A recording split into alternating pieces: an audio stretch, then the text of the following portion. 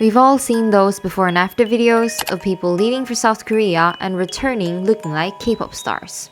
It makes you wonder, could that be me? It's easy to believe that a touch of surgery is gonna erase all your insecurities and transform you into the dream version of yourself. But is it really that simple? In 2023, I went to South Korea to get plastic surgery. I wanted to get V-line, but it ended up doing Botox in my masseter muscles and trapezius muscles, and also skin syringes. And in this video, I'm going to talk about all of the things that I've learned on the way, and some things that I wish I knew before going.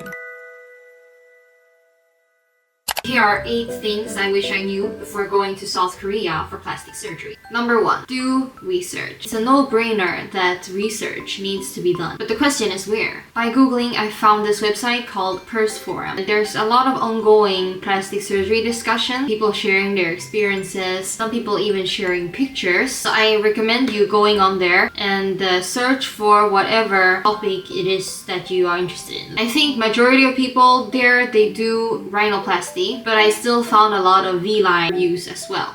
So another pro tip is don't use your real name. It's just like beneficial for you to stay anonymous because you never know what might happen. Like some people get banned from clinics and stuff. So I think it's just better to be anonymous so you can be more free in your expression. Another important source of information is KakaoTalk. I feel like KakaoTalk has helped me the most. So don't know, KakaoTalk is like WhatsApp or Messenger, but for Koreans. There are a lot of group chats going on in KakaoTalk about plastic surgery. People sharing their experience with each other, and you get more concrete information there. And you can ask your own questions that are more specific because it's real people who have gone through the same thing as you. Maybe you'll even meet some friends there or someone who's gonna visit Korea the same time as you so you can meet.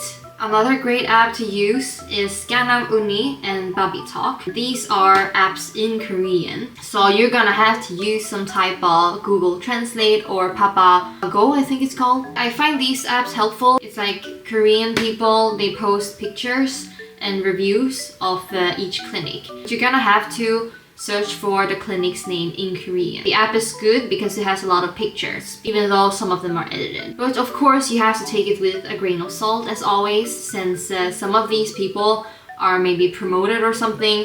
It might be a biased view. If you're really like hardcore, you want to get the research right, search on Naver in Korean about the keywords of the things you want to do. Of course, it's a hassle, but we're talking about your life here and you really don't want it to go wrong, right? And a lot of like clinics that you get exposed to on Purse Forum or KakaoTalk, they are marketing themselves for foreigners. And if you really want to be like successful in this, you should try to find maybe a clinic where there's a lot of Koreans, like locals, because then it means the place is good. The second advice I have to everyone is to prepare the money in advance. I was extremely stupid, so I didn't do that. I just had all the money on my card and then thought that it would somehow work out once I came to Korea. It almost didn't. There is a limit to how much cash you can take out from ATMs. So it's better you have the money before you go to Korea, like with you. I think they give you a discount if you pay the entire amount by cash. You could also go part card, part cash, it's up to you, or entirely by card. I really recommend having like a travel card, for example Wise, that has good exchange rates and also doesn't take a fee for their currency exchange, because then you get more of your money's worth. If you ever end up in a situation where you have to exchange your local currency to Korean won, the best exchange rate, at least until today, is the place near Myeongdong. But I'm just gonna post like a picture of the location. I really recommend it. I think the staff is like super kind. Tip number 3 is go to some consultations. I think you should go to more than one. I don't think you should go to like 10 or 11, because if you go to too many, you can get confused and then it's hard to do your decision making. And also, many places they charge you money for the consultation. Nail it down to like 3 or 5. It's like easier for you to compare them and make a decision. During these consultations, I think it's important to write it down what they are saying. Sometimes the memory is dizzy and you can forget. Ask the doctor about their specific techniques, like what type of methods are you suggesting, and then you compare what the doctor said with each other. On your first consultation, maybe you ask the doctor, what method do you think is suitable for my jaw to achieve the results I want? And then the second consultation, you can ask the doctor about what the first doctor suggested. What are the motivations for why this method is better than this method? It's good to be like specific. And by comparing methods, you're also probably gonna find a method that you're comfortable with, a doctor that you believe in. And number 4, I would recommend hiring a translator. And I know some people, they don't have that money, like they want to save it for something else.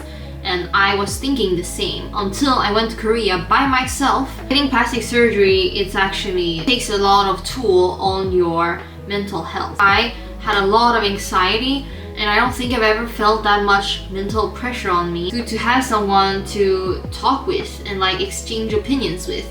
You might feel more safe because you don't need to do everything yourself. Like some people are really independent, they have a lot of experience, like go for it. I don't even know why you're watching this video. But for me, like I don't speak any Korean besides 안녕하세요 and I'm mentally weak, so it's like I need a second brain on this. Like imagine after your operation, you're gonna be extremely dizzy, so it would be good to have somebody call a taxi, maybe even follow you to your Airbnb. What's gonna happen not just before but also after. I've also heard of cases where people hire a translator and then the guy did almost nothing. Like if you find a good one, he could be complete opposite.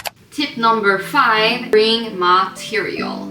I mean, if you're gonna communicate with somebody about your face, it's very good to bring pictures. So for me, I brought pictures of my face, no makeup, from like every angle. Profile, front, up, down. Then I printed out pictures of me after I photoshopped my face with a slimmer jaw, for example. I also brought pictures of people I found on Gangnam Uni that I thought were successful cases. And I also brought pictures of people whose results that I didn't like. So for me, I wanted to have like conservative results. I didn't want anything dramatic. So I brought some picture references of results I thought was good and results that I thought were too dramatic to show them what is my aesthetics, what is it that I mean when I say good and not good. You just go like, oh yeah, you know, I want some natural, yeah. And then the doctor's like, oh yeah, natural. Because I feel like in Korea, many doctors, they want even more dramatic results. So like when people say natural, they mean dramatic. It's like if you live in Europe, everybody here is like, oh, you gotta be natural. Like you could show on your phone, but the reason why I recommend printing it out is because then you can also write on the drawing and the doctor can sketch. But yeah, I just feel like it's nice to have like a physical example of what you want. Because, I don't know, your phone might run out of battery. Printed picture never will. It'll just be there no matter what. A folder like this is good. And some transparent pages. Keep the pictures safe and sound. Get an Airbnb close to the clinic. I looked on the clinic's website and then I mapped out their address on Google Maps. So when I went to Airbnb, booking whatever to book my stay, I would strategically try to place them close. It's easier for you to go to consultations and things, but also if you're gonna go through with the operation, just like easier for you to get home afterwards. And I booked a place in Gangnam. Honestly, the placement was perfect. I was like super close to all clinics and also super close to like the shopping street and everything. But I don't recommend that place because it was like very cheap and not that good living conditions. So never again. Next time I think I'm gonna place more money into the living place. I don't want to suffer anymore. But apart from that, placement was very, very good in Gangnam. Negotiate on the price. So it's important to keep in mind that they charge foreigners more than locals. Like especially if you're Chinese, they're gonna charge you more than they charge white people. They charge Chinese people the most, and then they charge like Americans and Europeans a lot too, but not as much as they charge Chinese people. And then they charge Koreans the least because they're locals. I negotiated the price with them. Like actually it was funny because I went on the first consultation and they told me a price, and then when I went to the second one, I forgot the previous price. Like I had another number in my head that was way less than what they charged me. So when I went to the second consultation, I could with confidence be like, but the previous clinic, they charged me this much, like I'm gonna go now because you charged me too much. And then they were like, no, wait, you know, and then lowering the price. But the funny thing is, I was so secure that, you know, I'm gonna go to previous clinic because you're overcharging me here. But in my head, it's because I have bad memory. I remember the price wrong. They gave me a way lower price than what they gave every other foreigner just because I showed so much confidence. I think you need to be very confident and show them that you are here to do this. You are here to get the best price. You can't make them doubt you either, like, oh, I'm not sure I want to do surgery. Like if you're actually serious about doing this, I think you have to be very, very confident and strong-minded, because they're gonna talk you into more procedures than you need, and they're gonna try to talk you into spending more money than you need. Be sure that you absolutely need this to improve your life. Is you changing your face actually going to change your life? I might be like, oh, you know, me shaving my jaw is gonna solve all my problems. I'm gonna be pretty, people are gonna like me, like I'm gonna finally be popular for once in my life. And yeah, but then you're like, okay, but are you sure it's gonna solve your insecurity problems? Am I still gonna feel like shitty about myself, or is it finally gonna change? I think you need to like be sure that you are 100% sure that this is just like a physical problem. If you're like not 100% sure, like think more about like what you actually want. It's also important to acknowledge that in some cases it can become a cycle of revisions, or a never-ending cycle. First I did my eyes, and now I want to do my jaw, and then next I want to do my nose. Just like, okay, do you have the money for that? Like, do you really want to invest that much of your money into that? Especially with rhinoplasty, you can end up doing a lot of revisions because a lot can go wrong. Maybe the implant like starts moving, or you get an infection, or like as you age the skin becomes thinner, so maybe your implant is starting to become see-through. There are many things that could contribute to you having to do revision, and I think it's important to be ready for that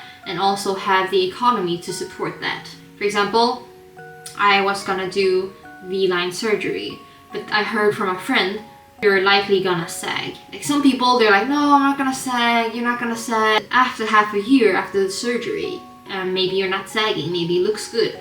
But if you give it like a year or like 2 years, you know, you could start sagging. Especially in my case, I will likely sag because my jaw is big. So like imagine this piece of bone just disappearing. Like obviously my skin will sag.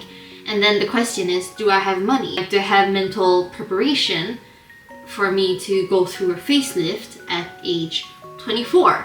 Maybe I don't. Like, I think it's important to be ready of the consequences, because if you're not happy, like if it goes wrong, what will you do? It needs to be a problem that is big enough that you are willing to take these risks and go through revision. I think like if you're going into it with the mindset that it can't get any worse, like if it's like, oh, I hate my jaw so much, it literally can't get any worse. I think that type of mindset, you can go through it and become accepting of the result.